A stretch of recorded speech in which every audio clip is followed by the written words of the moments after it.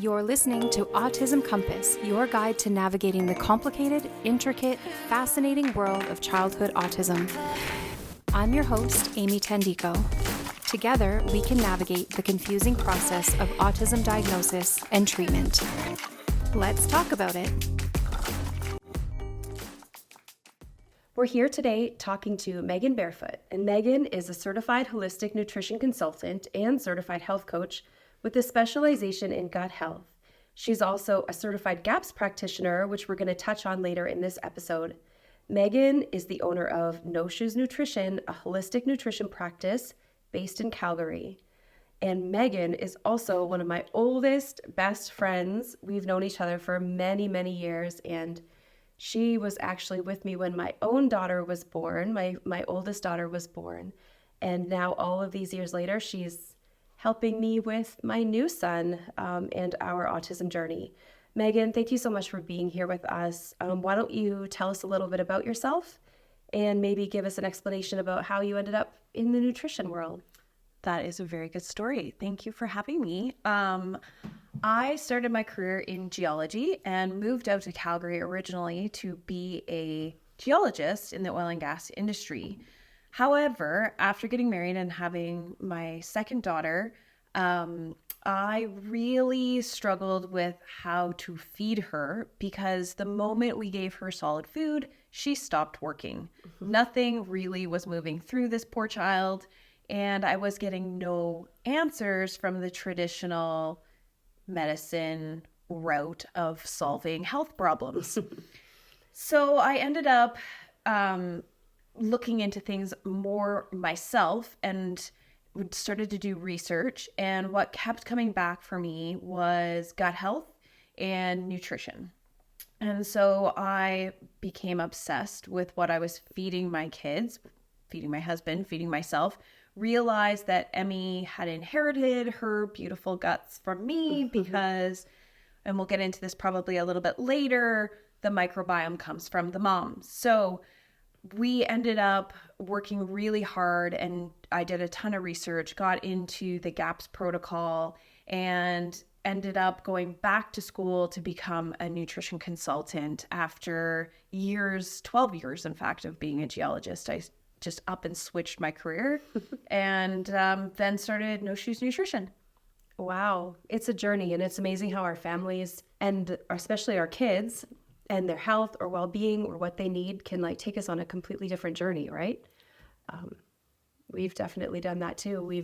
My oldest daughter had certain education needs. We ended up homeschooling her. My youngest son now is dealing with a possible autism diagnosis and issues around his health, and so here we are making a podcast. So you just never know.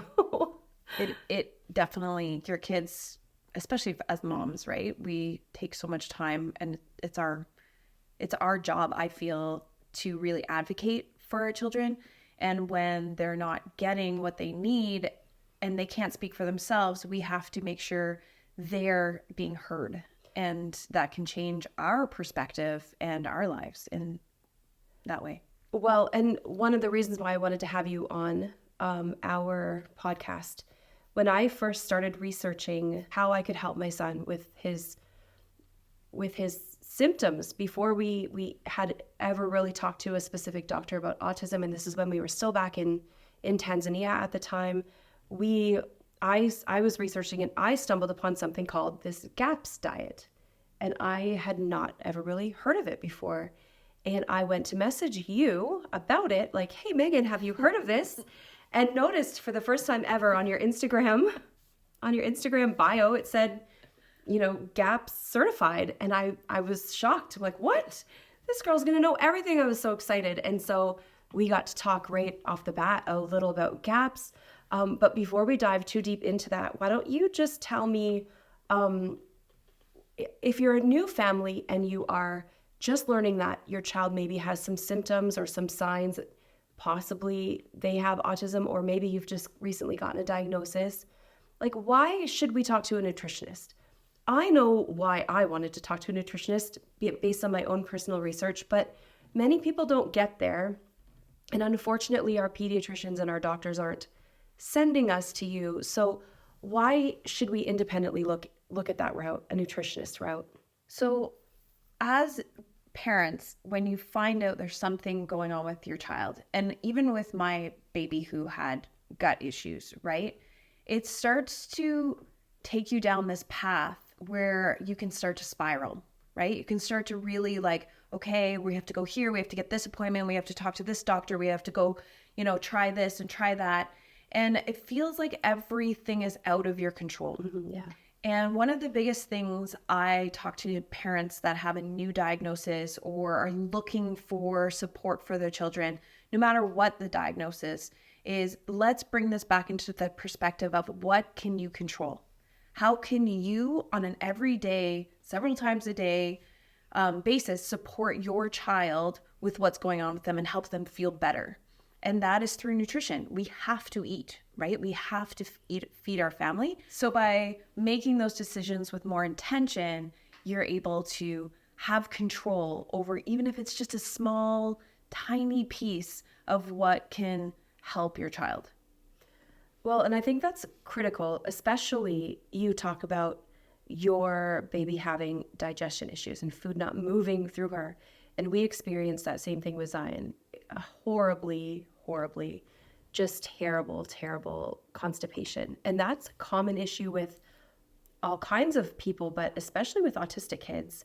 It's just an indicator, like a flashing light, like, hey, this has to do with digestion, something's wrong. And so obviously, like, nutrition is going to help. Yeah, you got to let me geek out here a little bit. Okay? Go for it. Yeah. So we've been referring to gaps. It's gut and psychology physiology syndrome, right? So it was actually coined by Dr. Natasha Campbell McBride. She's the creator of the GAPS protocol. And what GAPS is telling us and why it helps is because there is a huge connection between your gut and your brain, right? And so as a baby is coming through their mom, we touched on this already, they are taking a big gulp of mom as they come through the birth canal. If babies don't come through the birth canal, they don't pick up what we refer to as the microbiome. So you mean if they were delivered by a C-section? By a C-section, right? So we have a whole ecosystem of bacteria, yeast, all kinds of little gut bugs, I like to refer to them as, living in our large intestine, okay? And those gut bugs, they can actually work for us or against us. And when we don't have a really good, strong microbiome working for us, there's a lot of what we now refer to as postbiotics, what they make for us and what they do for us, missing. And one of the critical things for little babies with gut issues and poor microbiomes is that they're not getting neurotransmitters in a very crucial developmental stage, because your microbiome actually makes 60 to 90% of your neurotransmitters. I did not realize that. Wow. Yeah, it's significant. Mm-hmm. So this is also where GAPS is related to things like anxiety, depression, all kinds of mental wellness issues and learning disorders and things like that, because it's all connected. And the food that we have been told is healthy for us is probably been processed in some way or sprayed with something killing the bacteria. Plus we've just come through a whole, last 5 to 6 years of antibacterial everything. And we are killing off the good bacteria. And a lot of the foods we're having are very refined, very processed. Think about the first food you're told to give your baby. And exactly what I did is gave my baby pablum, right, which is highly processed and refined grains, right? And that just exacerbated the problem she likely was already dealing with, which we didn't notice because she was just having liquid before that. Then it just got worse because they kept saying, oh no, you have to keep on this protocol. You have to keep giving her that. She needs the iron. Well, if you don't have a really good microbiome and you don't have good guts, the iron is very constipating, right? So then we have all this refined grain going into her and nothing was getting through her, right? And it can show up in different ways. And so a lot of gut issues don't always just show up as gut symptoms.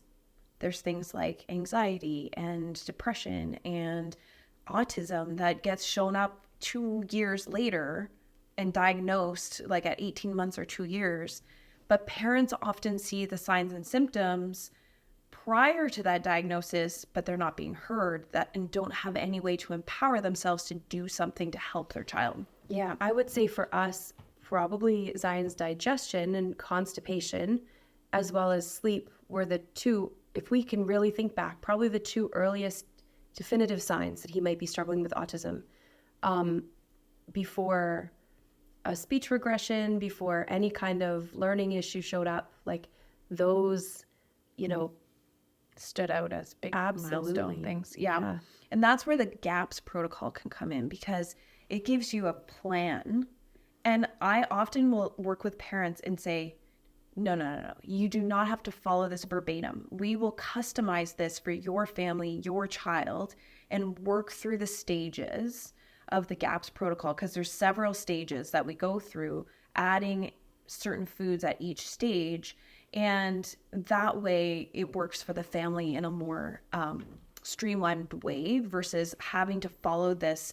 If you just go and buy the GAPS book and you try and follow it, it can be so overwhelming. And so I don't think I can do this. This is too much. But it doesn't have to be perfect. We need to look for progress, not perfection. And I would say also there's a lot of people, especially autism moms and really smart women that have figured this out and done GAPS with their kids, and they're selling programs online. But that is the missing piece, the ability to be able to customize, or if it's just not working for your family, to have a person who can say, here's how we're going to get around that, which is exactly what someone like you can do when you're working personally with a nutritionist versus just buying a manual. Right?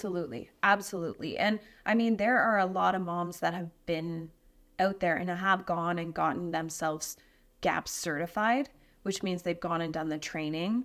And so they've not only been through it with their own kids, but they've done some training. So that gives them a little bit more experience than just someone who's just done the training.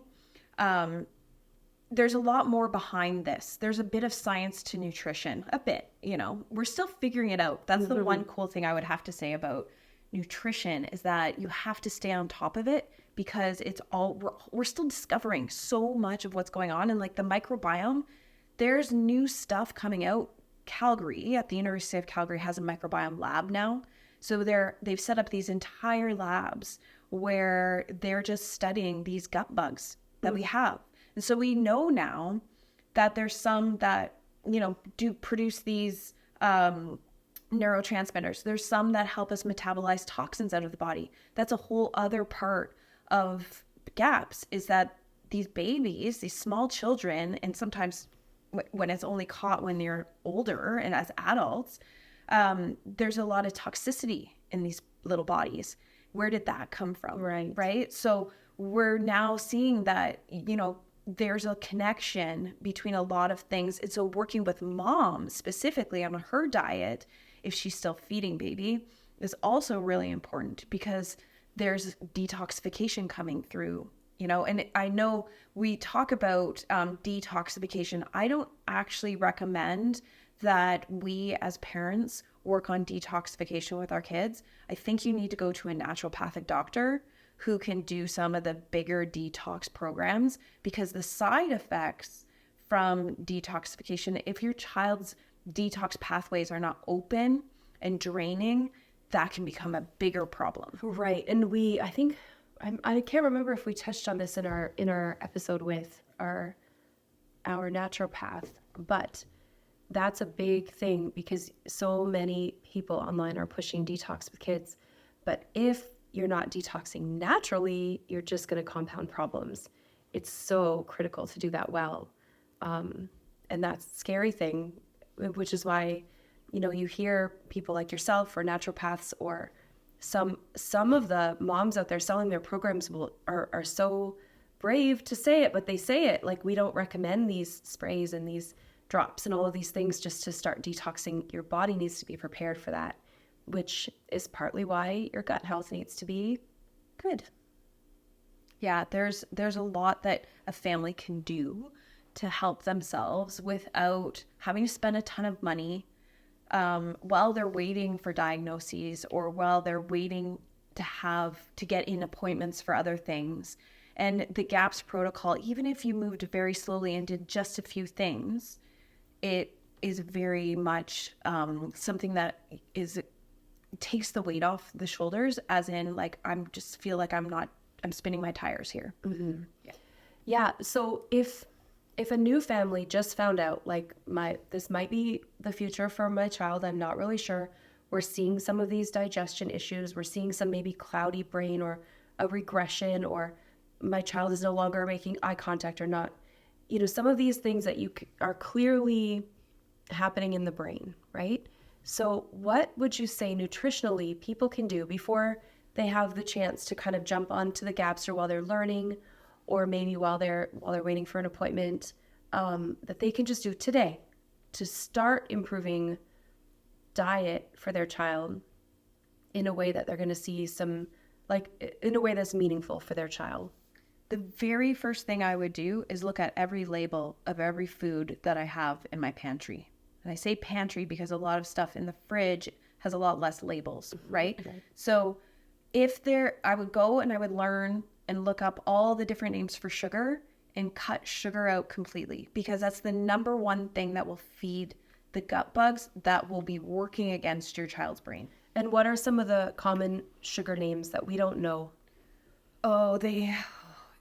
So in Canada and the US, it can be completely different. In other countries, it can be completely different. And so there's like high fructose corn syrup, but they will often just put an acronym. And people don't think to go, oh, I don't see fructose on here. It's just HFCS or something. Yeah. And then there's like the alls, the sucraloses, anything with OSE on the end is a sugar. Okay. So any oses, maltose, sucralose, all of those are sugars. Take them out. Artificial sweeteners are also not your best friend, because we don't really know what they're doing to the microbiome as of yet. And things like aspartame are a neurotoxin and should not be put in your body at all. So that should be something we're definitely not putting in a small child's body that we're worried about their mental wellness and their diagnoses and their gut health, right? So those are things I would get out right away. Okay. So a lot of parents are like, what can I sweeten stuff with, right? Stevia in small amounts, although there is still some research that needs to be done on how that affects the microbiome. But stevia in small amounts, and what I recommend to parents is if you're doing like a cake or muffin or something like that you're looking at stevia leaf, not stevia extracts like powders or drops, that can work really, really well, especially because it's hidden in the stuff. You can use apple sauces and pineapple, like things like that to sweeten things naturally. Bananas are our go-to. Bananas are fantastic. Yeah. And that's the other thing, like if you're going to do bananas like as a food, because fruit is very sweet too, right? If you do your fruit a lot less ripe, because then it has much more fiber and a lot less sugar, and it doesn't overload a little tummy with too much sugar all at once. So even fruit can be a sugar, but instead of a banana that's going very brown, to use it up, put that in your baking, but use the more green bananas, because the green bananas actually have more prebiotic fiber. We need to get prebiotic fibers in to feed good gut bugs. I didn't know that. And I have a child who loves fruit. Fruit is like the number one food group around here. So that's good to know. They have a sugar. The microbiome is calling for sugar. There's no sugar in most of any kind of processed sugar in almost anything else our little one gets, and he gets a lot of fruit. So that's good to know. That's one way to make sure he's getting it a little less ripe. That's a great tip. Okay, so what else? What else are we looking for on labels? Healthy fats is another thing I would add to my child's diet, including animal fats. So we as adults, in our 40s, we're midlife now, we were taught when we were kids to stay away from fat. Everything was fat-free, fat-free, fat-free, right? And what we want to make sure we're bringing back into our babies' lives is healthy fats, even saturated fats, which people are still scared about. Don't worry about it. They need that fat. They need to be able to grow. Their brain is 60%, all of our brains are 60% saturated fat. We need to have that in our bodies. Right. Okay. So don't be afraid of the fat with them. Let them have it all the good healthy fats, not the vegetable oils or seed oils. Those are inflammatory. We need to get those out of their diets. What are good oils if we need to cook with oil or we're adding oil to something? So watch your labels, but really good quality olive oil, really good quality coconut oil, really good quality avocado oil. Okay, so those are really good choices. Tallow is great. Like beef tallow is fantastic. And the thing is, to be honest with you, food tastes so much better with fat, right? Like think about it. Back to our childhood, when they took the fat out of everything, think about skim milk. Like, gross, right? Like, once you take the fat out of food, they have to add something in to make it taste good, and it's usually sugar. Or chemical of some kind. Or chemicals. So that's number 3 is what I would look for, is get anything with, if there is a label you have and you cannot pronounce it, you can't identify it as a food thing, you should not even have it for your own body, let alone your baby's body, right? Like, get it out of the house. Nobody needs it. Nobody, right? Colored dyes, not gonna go in your baby's body anymore. Nothing with a dye in it, right? So there's lots of fun ways to naturally dye things. Like, even Easter's coming up. I've seen a couple fun reels about how to naturally dye eggs. We do it in my house all the time. So beets, and the kids love it because it's like making a science magical, like they're making a magic potion that they're putting their eggs into, and then the next day it comes out and it's a different color. It's super fun. Yeah. And so there's lots of really good things that are really easy to do right away, just right away. The magical elixir of life for all of us, including little babies that are having these kind of gut issues, is meat stock. So every family should have meat stock on the stove every day. And it's really weird because I grew up in a house, my grandma's house always had meat stock. We always started every meal with soup, like a broth soup. And it was traditional Slovak dining. And none of that family, they live forever. My grandma lived till she was 100, right? Yeah. So I feel like if nothing else, we should be having meat stock every day. Okay, so give me a tip, because this is something you've told me that I have not put into good practice. Okay. But not because I haven't tried. Because I don't know how to get my 2-year-old to eat, to consume meat stock. So what are some ways I can do this better? So you started like medicine. And you literally use a syringe and you get them doing that, drinking it. And then you can buy, I'm going to tell you a sweet treat. You can buy chocolate collagen powder and you put that in the meat stock, and it's like a meat stock hot chocolate. And it's sweetened with a bit of stevia. So it's a little bit sweet, and it's like having hot chocolate. And that is a great way to kind of get them started, and you give them a little glass in the morning with breakfast or at mid-morning for a snack. And the collagen in there is also super soothing and building for their intestinal system. Wow. It brings down inflammation everywhere. And for us moms, it gives us great hair, skin, and nails. So that's a plus. Well, I know it's so good for us. I know it's good for our whole family. I know it's good for Zion's tummy. I know it's good to build his gut microbiome and help heal leaky gut. I've struggled so much. So that's a good tip. I'm going to try that. Or syringe, which usually ends up all over everyone when anything goes near him with a syringe. But I will try it if it's good for him. I will try anything. If there's trauma around the syringe, then we can find other ways. But honestly, putting it in a sippy cup and just letting him have that to sip on and get used to, and not be worried about whether or not he's actually going to drink it. Just have it available, and then he'll come and drink it, and I'll be like, oh, what was that I just drank? And then put it into a different cup and put it, you know what I mean? Yeah. And so he just kind of gets a taste for it. as it goes along. And like literally the other thing I would say is omega-3s are a really, really important addition. And little kids can't swallow, and it's really hard to get them to eat a lot of fish, nor do we feel sometimes comfortable with a lot of fish for certain, chemicals and stuff that are and heavy metals for little bodies. So get a really good quality omega-3 and teach your kids to do shots. It sounds hilarious. So Megan, you've told me about your omega-3 orange juice shots. That's You've done right. with your kids all these years. Yes. Yes, give us that Now tip.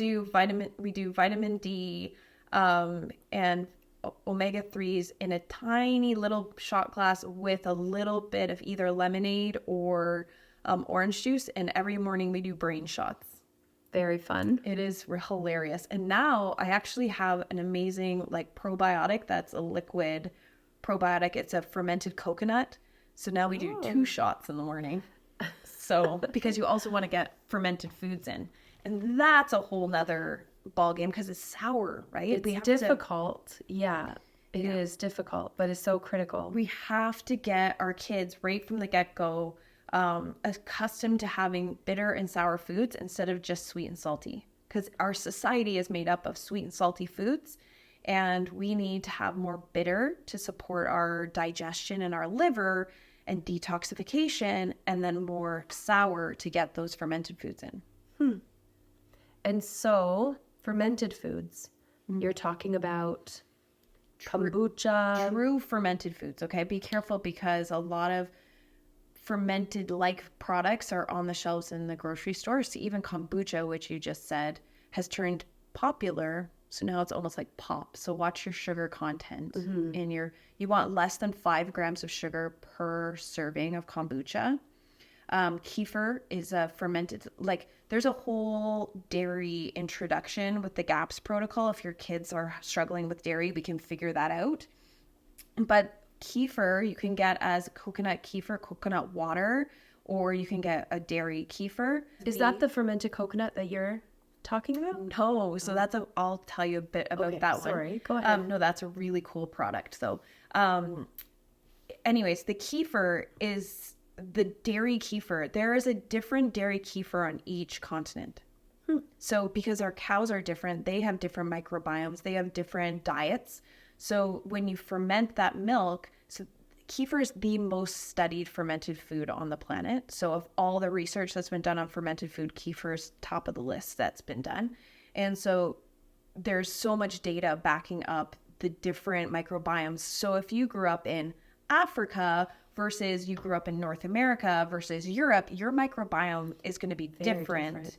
And then if you had fermented foods from those cultures, because every culture has a fermented food, we've just forgotten them as we've modernized our lives, right?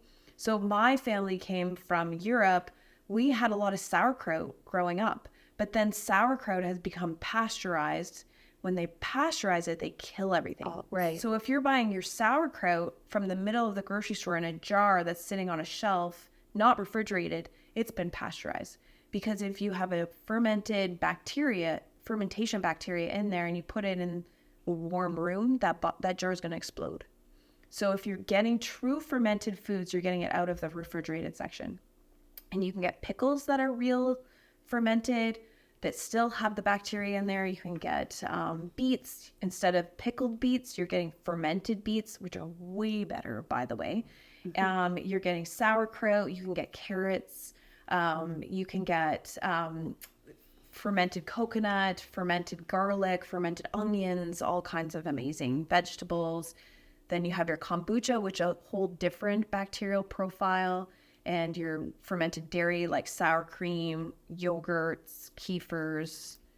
There's a plethora we can choose from. This is why we all need a nutritionist in our lives. I truly believe that. My goodness, there's just so much that we don't know and we're not taught, and our doctors are not telling us, and we just need more support. Like, who knew? I've talked to you a dozen times about this, and I didn't realize that the sauerkraut in my fridge is useless. I had no idea. Are you serious? Yes. Well, we learn something new every day. I mean, it's maybe it's good, but it's useless when it comes to helping our gut bacteria. I didn't realize that. So It's still prebiotic fiber because the cabbage will have some prebiotic fiber. So, but you really need to get it from the fridge. Wow. Oh, Megan, there's just so much to learn. So I want to touch on one more thing, and or more, maybe if you have more to talk about, that's great.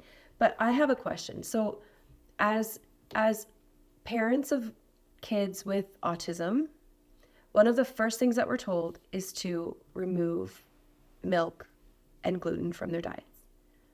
And I can be honest and say we did this. It was the first thing that we did. Even when we were in Tanzania, the only thing we couldn't remove was milk right away because our son was exceptionally reliant on milk. And there wasn't a reliable, affordable alternative at the time. As soon as we came back to Canada, it was like the first thing we did was swap out milk. And Zion really hasn't had any milk products. Every now and then he might get a little touch of cheese on something, but it's very rare. And pretty much we stick to a very gluten-free diet. So is that valuable? And why is that the going norm for, nutrition switch when you are talking about autistic kids? That's a great question. So gluten and dairy have the ability to transform in your body into morphins, which mimic morphine and can become quite addictive and inflammatory for the gut. So grains themselves, let's just take grains first. Grains themselves can be very inflammatory and very hard to digest for a little inflamed gut. And we in North America spray grains with chemicals that I think are actually more of a problem than the gluten itself in some cases. So there's two reasons to take the grains out of the diet. And then especially gluten grains. And then for the dairy, a lot of our dairy is pasteurized and they're not actually getting a lot of nutrition from dairy. A lot of my parents, even with kids that are allergic to dairy, they don't really know, okay, where are they going to get all their nutrition, especially calcium, right? But and we're told our kids have to have it, right? Yeah, exactly. And I would rather see them get some, really good veggies and things like that to, get their calcium up than have to rely on dairy, because the lactose, the sugar in that, those dairy products can be very hard for little digestive systems. And then there's also the casein proteins, which can be inflammatory for the gut. So those are usually why you are told to take those out right away.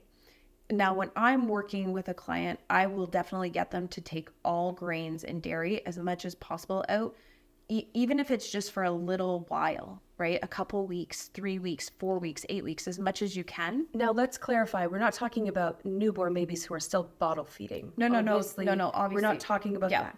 We're talking about when kids are I have teenagers, so all the little kids are still babies to me. So yeah, and the reason that strikes to me is because I know there was a time when Zion was incredibly addicted to formula and milk products, but he wasn't at the point yet where we could start weaning him off of that, even though we knew maybe that, you're stuck with your formula for a little while, or if you're not breastfeeding or whatever.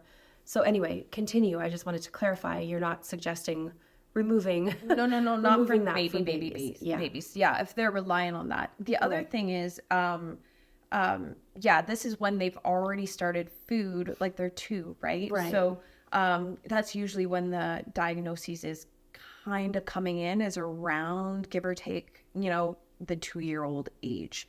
And that's when I get contacted by a lot of parents that are like, okay, we are now being in the process of being diagnosed, or we suspect, or, how can we help our child? So that's where I would start to wean off of the milk products and the gluten, and then try to help them find alternative meal options to be able to keep their child satisfied, right? It is difficult. It really is difficult, especially with a bit of an older child that's now down to 1 or 2 foods they will even eat, which is common. Very common. A common complaint in the autistic community for sure. We were kind of lucky to catch some of Zion's issues much earlier before he could reach that point. But we see his tendency to be exceptionally picky. And so it can be so difficult, which is another reason to work with a nutritionist, because you're like, where do I go? What do I do? I don't know how to stop my child from eating chicken fingers at every meal, or whatever their addictive food might be. For us, we definitely saw an addiction with milk with Zion. When he was even over the age of 1, he was still waking up 3 to 4 times a night demanding milk. He was so heavily addicted to milk.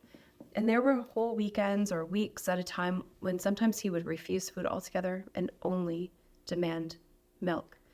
And that's so hard as a parent to, It is. It's, what do you do? And your child's hungry and they're refusing everything. When we first came back to Canada, we did a hard switch without milk. And we rented an Airbnb, and our poor host, I had messaged them like, we have this very quiet child, and we need like a place to stay for like 2 months while we set up a new house in Calgary. And we did. We had this wonderful, sweet little child who barely ever made a sound. I mean, he was nonverbal and he literally barely made a sound. But when we came into that home and we did a hard reset on the milk, we just took the milk away.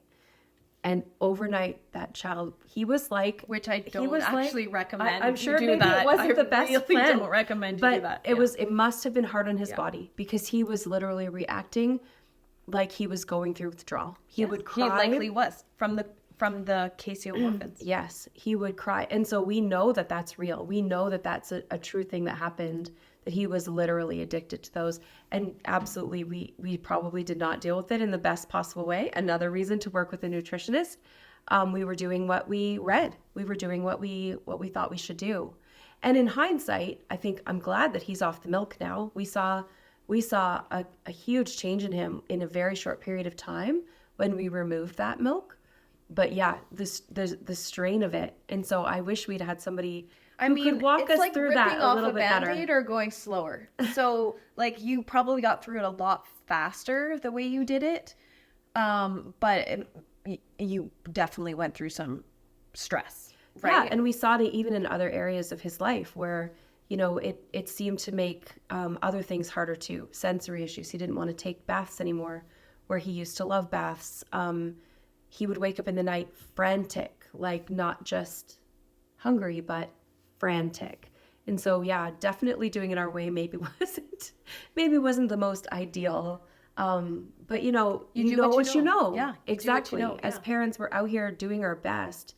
I mean, there's so much parent guilt and so much mom guilt. Like, there's no reason to like put that more on yourself. Like, you do your best with what you know in the moment. That's how parenting works, right? And I think you guys just did what you thought was best for your child in the moment, right? Well, it was like about a week after all of that we sat down with you. We had you come out and we sat down with you and started to learn more about all of the ways that we could really support his health so much better, through, healthier, better brands of vitamins, brands of food, how to grocery shop, how to look for things that are going to be better for him. And we just learned so much from you.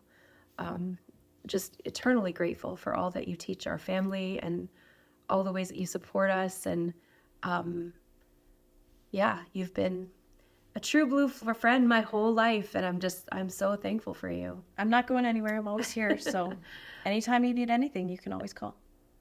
If a new family wants to begin with a nutritionist, and let's say they want to work with someone in their own city and you're not available to them, you work with anybody, anywhere. That's right. But if someone is truly looking for someone local, can you tell people what things they need to be looking for in order to find the best person for their family? If they want a certified GAPS practitioner, they can go to the GAPS website and we're all listed there. So you can look by city and find out where, find the city you live in and where the people are that are located in your city and which one might work for you. You can interview a few and see if their philosophies and theories work and will mesh well with yours and your family's. If you're looking for just a holistic nutrition consultant, we're pretty Canadian based because that's where our school is for holistic nutrition consultants. So that might be a little more tricky depending on where you are in the world. But like you said, I do work with people all around the world. So because I work online, so they can always check out noshoesnutrition.com and sign up for a free consultation, a discovery call, whatever you want to call it. And we'll chat for half an hour. And if I'm not the right fit, I will help you find the right fit. That's so awesome, Megan. We are going to link all of your information and contact to our blog page and to the notes for our podcast today. So everybody will have access to all of that. Yeah, we're so thankful. Thank you so much for coming and sharing all of your good knowledge. Thanks for having me. And I just want to say, this gut health stuff that we talked about today is not just for little babies that are being diagnosed with autism. Gut issues and, autism, and we were talking about learning disabilities and things like that, and depression and anxiety. That the GAPS protocol and gut protocols that I have at No Shoes Nutrition can also help with that. So reach out for that reason as well. For yourself, for your older kids too, for anyone That's that you right. might know. Yeah.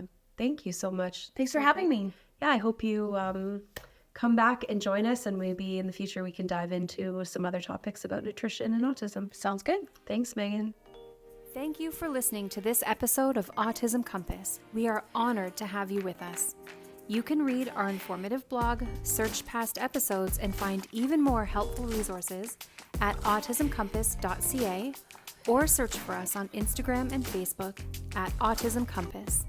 Let's navigate childhood autism side by side.